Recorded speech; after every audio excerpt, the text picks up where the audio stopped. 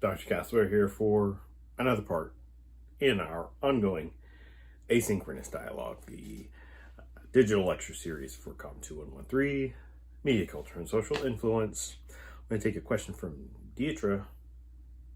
She writes, after reading Understanding Stuart Hall's encoding decoding model through TV's Breaking Bad, do you believe racial profiling, stereotyping, or other forms of social judgments are based more on media people come in contact with and or consume, or if it just helps to bring an underlying issue to the forefront? And I'll just recap by saying I've commented in the week 2 lecture series already about the cyclical nature of a lot of media and fictionalized media in particular, about how art imitates life, and it is possible that life thus imitates art, and it continues in consecutive, cyclical fashion. And sometimes art imitates art, right?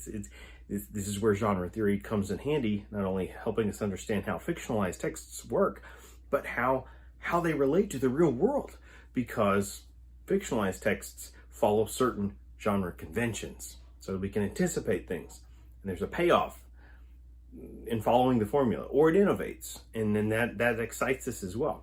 But real life, can create what is it? First as comedy, then as tragedy, as was said by the ancients, and that holds true today.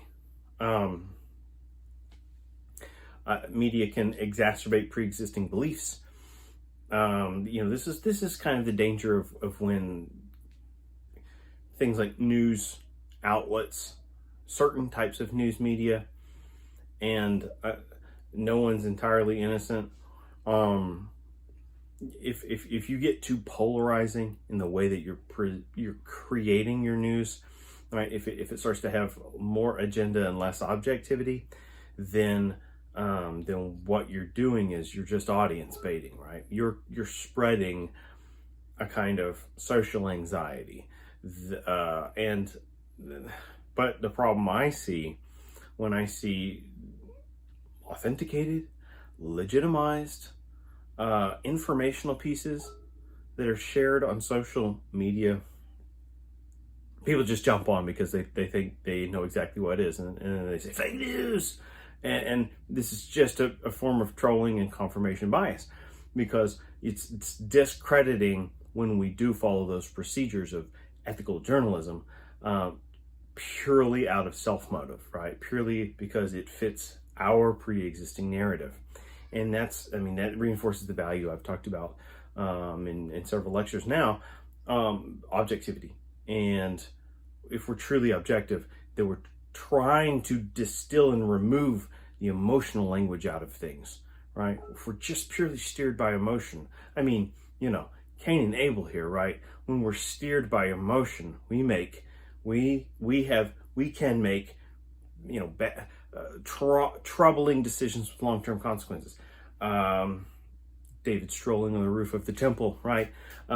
Making an emotional decision based on his sensory, what the eyes see. Samson, a judge, one of the most powerful physical specimens, perhaps, arguably, to walk the earth. And here's someone that cannot escape sort of his hedonistic tendencies, right? He's starving one moment, so he's reaching into the carcass of a dead animal for some honey, what have you. A sort of a move against his cultural rituals and laws. On the other hand, he cannot help his compulsion toward someone outside of his sort of his tribe, and the hedonic pleasures that he lusts after, is all ultimately the source of his undoing, right? We see these time and time again, and so this could be the danger of seeking the kinds of media that simply reinforce our own personal biases and sometimes prejudices, and rather than seeking objective sources. Or one of the best habits is being able to sample from multiple types of information sources for a clearer picture of the full narrative. It's so unhealthy to kind of simply go in a narrow direction for where we're receiving information, whether it's factual reporting or fictional storytelling. It can be healthy to have an array. All right. Savannah has some excellent questions in week 2, starting with the Roberts book, Communication Theory in Millennial Popular Culture. She writes on page 4, it mentions nonverbal communication and public speaking. What are the most useful nonverbal cues to use when public speaking? Oh, nice question. Public speaking, the backbone of so many, of all communication disciplines, right? It's that basic course.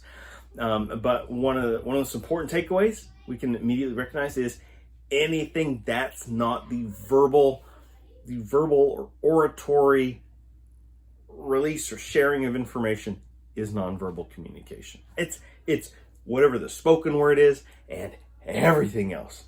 And everything else is more than what is just spoken, right? When we think about our own lives, our own habits, most of our communication is nonverbal. But let's limit it to a public speaking situation, which is the framework of Savannah's inquiry here.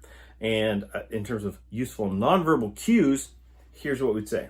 In a small group or intimate group, right, where you're engaging a more than one person, I think a couple of, let's refine it down. What are essential tools we want to look for? First, eye contact, right?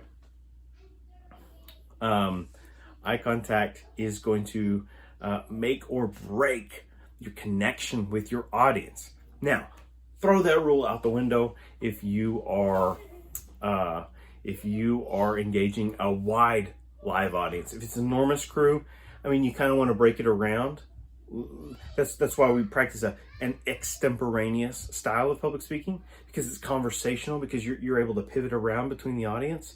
But that eye contact is so important. Let's even think about when you're speaking at a camera. Let's take something like public officials, presidential addresses, and so on. TV hosts. People have shared that they watch reality TV, stuff like that. Where are you supposed to look? You look at the camera, the red light, right? Because you're trying to engage that audience on the other side of the channel, right? The mass medium. And so eye contact, essential. That's an essential quality. But also we have to be stimulating and engaging. The quality of the content matters, obviously, but how we deliver it matters. And so you can think about delivery style in terms of your tonal delivery, right? Lead your audience. Let them know what is important, what is unimportant. This is where we get into trouble if we're just kind of deliver a message in a very, kind of monotone fashion, and we're just kind of going over information or whatever. Well, how is that engaging? How is that holding on to the audience? How is that stimulating them? And how is that going to inform or persuade if it's deterring them from finishing listening to us? So, tone of voice, eye contact, I would consider those a couple of the fundamentals. They're right near the top of the line of how do you capture and sustain an audience in a public speaking situation today. So, nice question.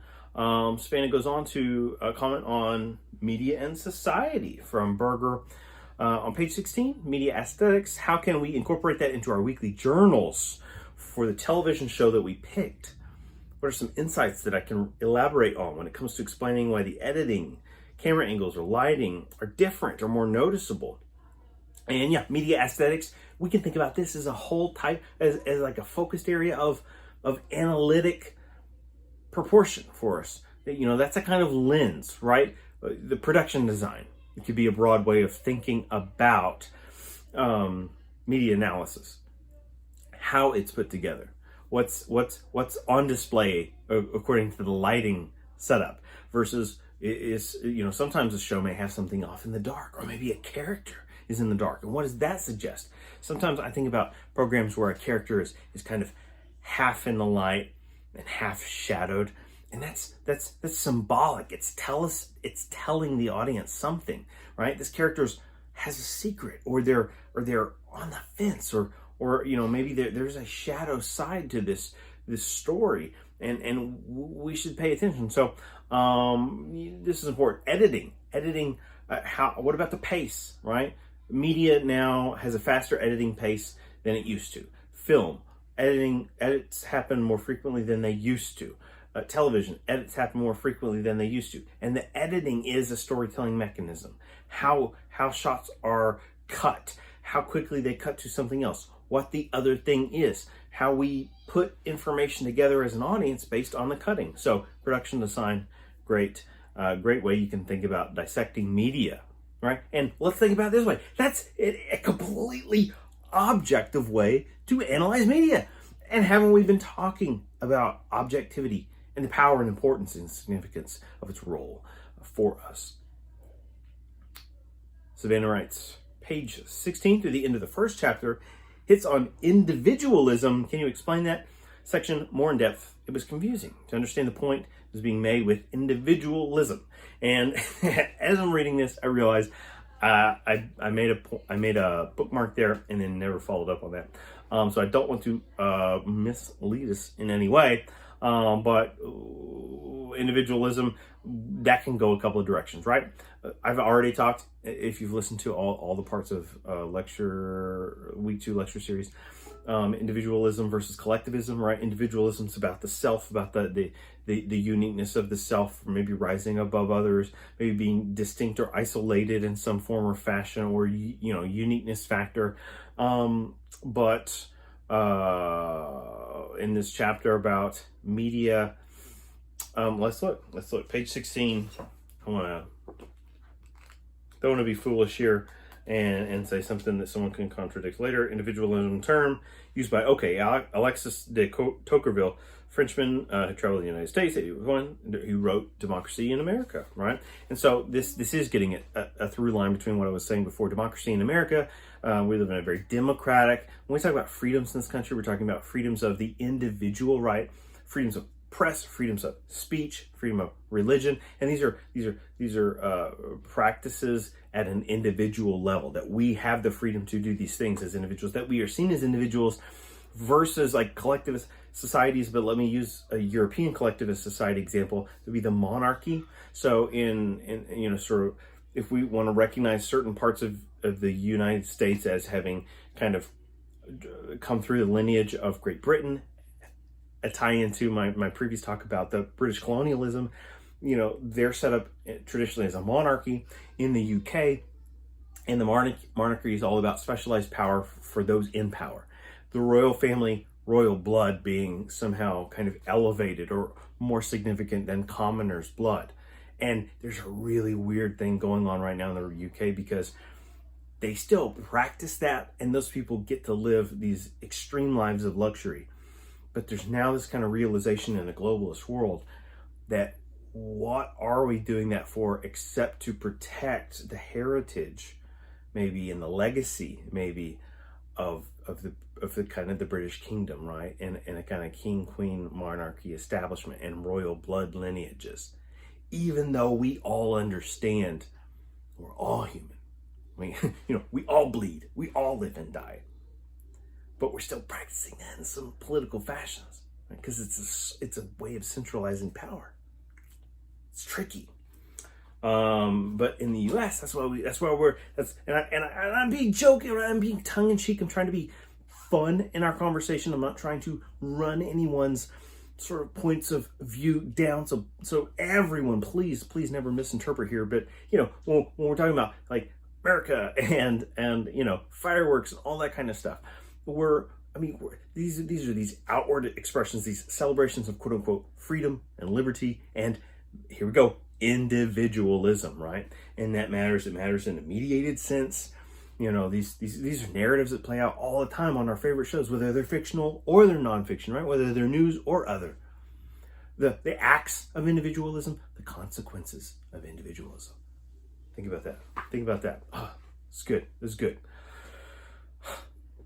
Burgers, Chapter 2, Media and Society. You know what? I'm gonna pause. We have questions. Several people brought up questions about hot and cold media, and I just want to preface this before we do another break, possibly one, a final break, possibly not. But hot and cold media, it was a useful term at a certain point in time. But once again, when the internet arrived, and we saw all these mass mediums kind of converging through the internet over time, not initially, but over time, it's made the original intent, the original theoretical, like intellectual, interpretive intent of hot and cold media from Marshall McLuhan and other media theorists. It's made that intent less timely, like make less sense than it does now than it did then, if that makes sense. And so rather than simply backpedal and try to explain the minutia, I just want to create that preface, and then I'll kind of, selectively decided, well, to table hot and cold media. I want to recognize it. I want to say, like, that plays an important role in the history of sort of rich vernacular that has emerged in cultural studies, and media studies, and maybe communication studies. But it's among the more non-essential because of the evolutionary nature of technology and mass media. You follow me? And so I'm not gonna, I can't speak for McLuhan and company. I can't take back, these theorizations. I think they played an important role or vital at a certain time, but they also highlight the value of why certain theories have become more than theory, right? They become agreed upon. And what are small f, little t truth facts about reality? They're agreed upon, little t truths or informational interpretations of reality. Does that make sense? And some theories gain momentum over time, and other theories are very useful for a time, and then maybe have less to say as things change. And I would just finish this section of our conversation by saying hot and cold media, one of those that doesn't have as a predominant a role to play and have as much of a say in 21st century conversations about media. I think they're important to the history of media theory, and I think they're rich in their meaning and their own kind of micro histories. And so, that's a way to kind of parcel both, address, and then allow us to move on from that conversation. This was a great session. We've got a little more to get into, and so we'll do it in the next segment.